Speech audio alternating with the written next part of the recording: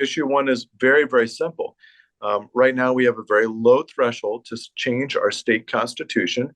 These special interest groups are coming in from outside of our state, and they're using this low threshold, which right now is at 50%, to spend tens of millions of dollars to convince the people of Ohio for various things in their state constitution, the first of which is going to be an abomination of an abortion measure, which will allow abortions right up to the point of birth in the Ohio Constitution, which I cannot fathom in our state.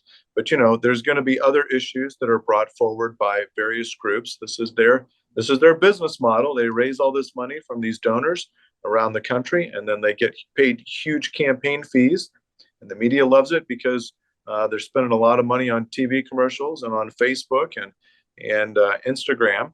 But at the end of the day, they're going to try to convince us to change our constitution. And the threshold only being at 50% allows these special interest groups a lot of opportunity to make changes to our constitution. And so issue one is just about raising the threshold from 50% to change the Ohio Constitution to 60%. And I think it's the one thing that we need to do this August to protect our state. Yeah. And so while you're out talking to churches and pastors and just Ohio voters, what have been some of the reactions and responses that you've been getting as you're telling the truth about issue one and why it's so important for us to get out to vote? What kind of responses have you seen? I think that when first of all, only 19% of Americans support abortion in the third trimester. So I think it's very repulsive to think about a child that's fully viable outside the womb in the third trimester, capable of feeling pain, has a beating heart. To think about that baby being aborted or killed in the third trimester, and putting that language in the Ohio Constitution, explaining to people how that language works in the constitutional amendment that's going to be proposed in November. I think that they're aghast, they're repulsed. But most people don't understand that, and so we've got to get out there and really tell the truth and explain it.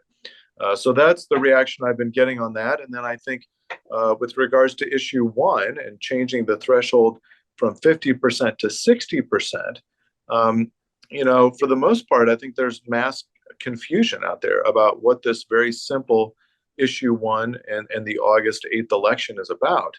And I think that's by design. I think the opposition to raising the threshold to amend the Ohio Constitution wants to sow confusion in people's minds. But you explain that it's simply changing that from a 50% to a 60% threshold, and people agree that we need to protect our Constitution.